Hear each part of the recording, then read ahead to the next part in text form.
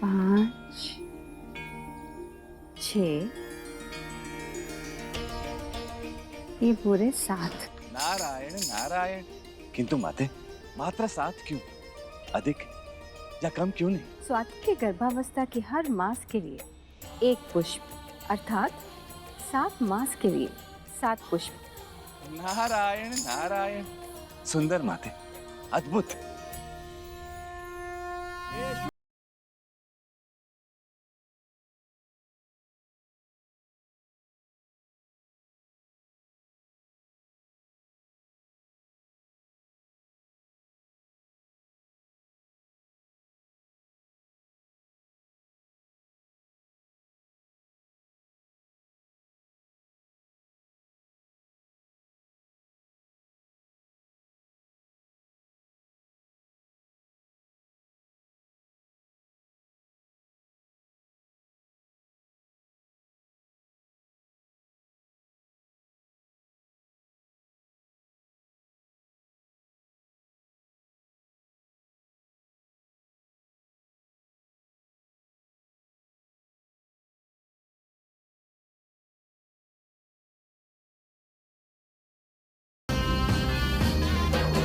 अभी तक इंद्रेश नहीं आया।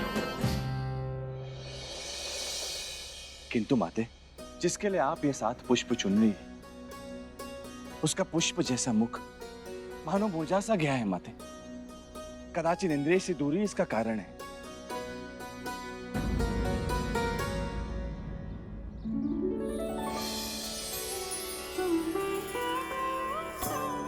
प्रणाम माते। प्रणाम दादीश्री। आपके और दादाश्री के प्रेम और समर्पण की कथा तीनों लोकों में सुनाई जाती है। संभवतः आप हमारी जिज्ञासा शांत कर सकती हैं। और माते, हमारी भी। कैसी जिज्ञासा है आप दोनों के मन में? दादीश्री, क्या पति पत्नी का संबंध एक दूसरे से दूर रहने पर परिवर्तित हो जाता है? क्या दूरी आवश्यक है या उन दोनों को सदैव एक दूसरे के साथ ही रहना चाहिए? पुत्री, पति पत्नी को कुछ समय एकांत की आवश्यकता होती है। दोनों के बीच कुछ समय स्वयं के लिए होना अनिवार्य है, तभी रिश्ते सदैव बने रहते हैं। इसी एकांत की आवश्यकता के कारण ही श्री गणेश यानी तुम्हारे पिताजी का जन्म हुआ। हाँ माते, ये तो हमें भी ज्ञात है। माता पार्वती को कभी एकांत नहीं मिलता था, क्योंकि सदैव समस्त शिव भक्तगण भगवान शिव के साथ ही रहते थे। और जब कभी माता पार्वती अपने सखियों के साथ एकांत में कुछ समय व्यतीत करने जाती, तो वहां भी कोई ना कोई आ जाता, है ना माता पार्वती? कभी हमें एकांत की प्राप्ति होती भी तो स्वयं महादेव चले आते। एक दिन हमने नंदी को द्वारपाल नियुक्त किया, परंतु शिव भक्त होने के कारण वे महादेव को रोक नहीं पाते थे। तत्पश्चात क्या हुआ दादीश्री? एक दिन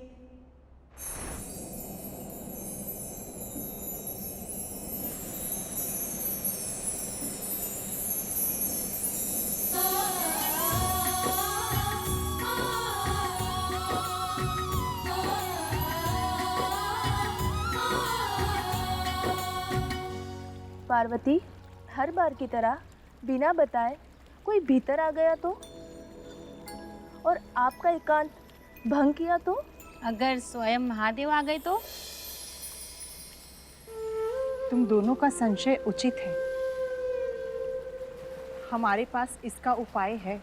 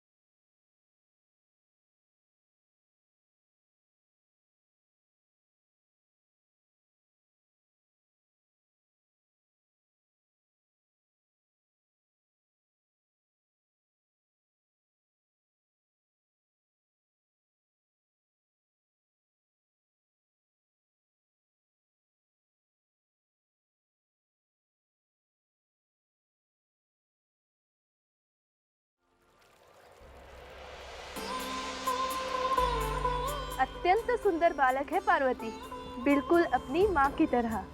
कितना तेज है इस बालक के मुख पर। हाय, कितनी मनमोह लेने वाली मुस्कुराहट है इस बालक की।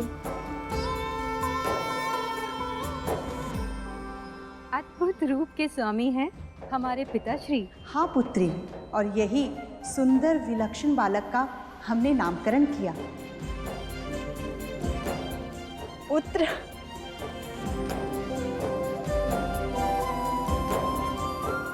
तुम हमारे पुत्र हो और आज से तुम्हारा नाम गणेश हुआ। आगे दीजिए माते।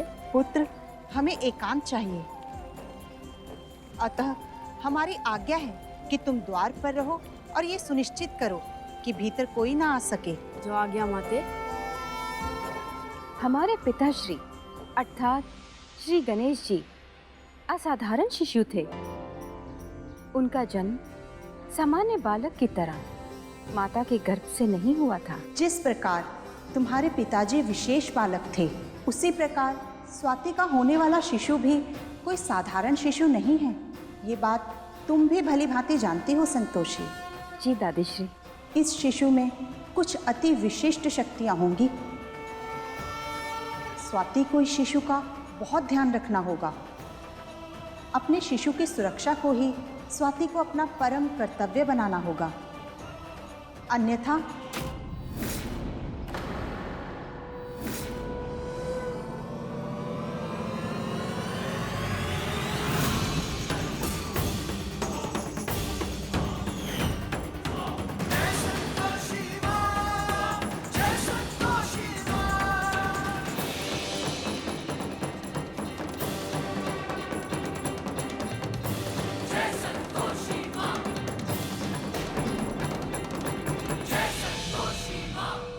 दादीश्री, ये तो देवी पौलमी की कोई गुप्तचर है। अर्थात देवी पौलमी को ये आभास हो गया है कि स्वाति का शिशु विलक्षण है, अद्भुत है। अब वो अवश्य ही किसी षड्यंत्र को कार्यान्वित करने का प्रयास करेंगी। दादीश्री, हमें स्वाति को पौलमी के षड्यंत्र से बचाना होगा।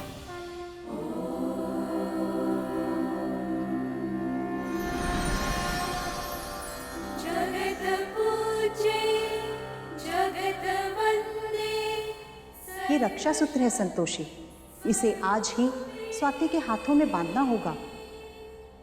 जब तक ये उसके पास रहेगा, कोई भी बुरी शक्ति उसका कुछ नहीं बिगाड़ पाएगी।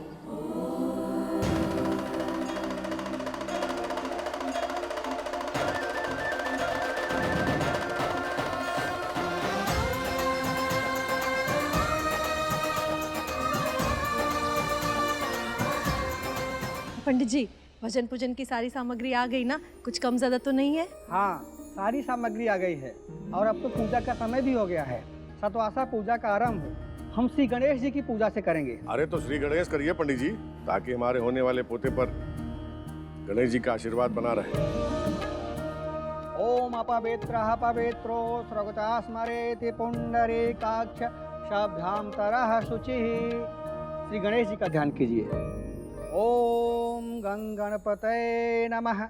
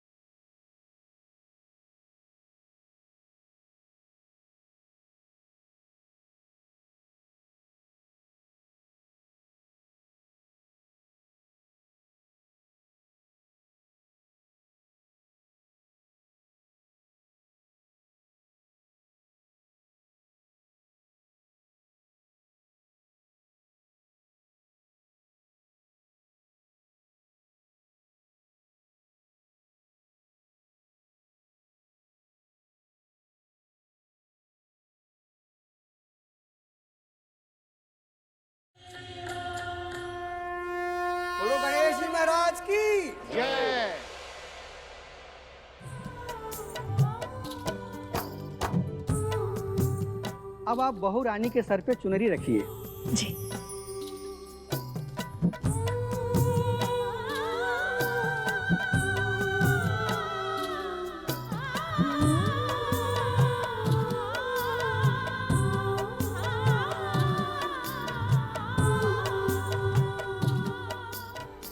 अब आप लोग गोंद भराई की रस्म शुरू करिए।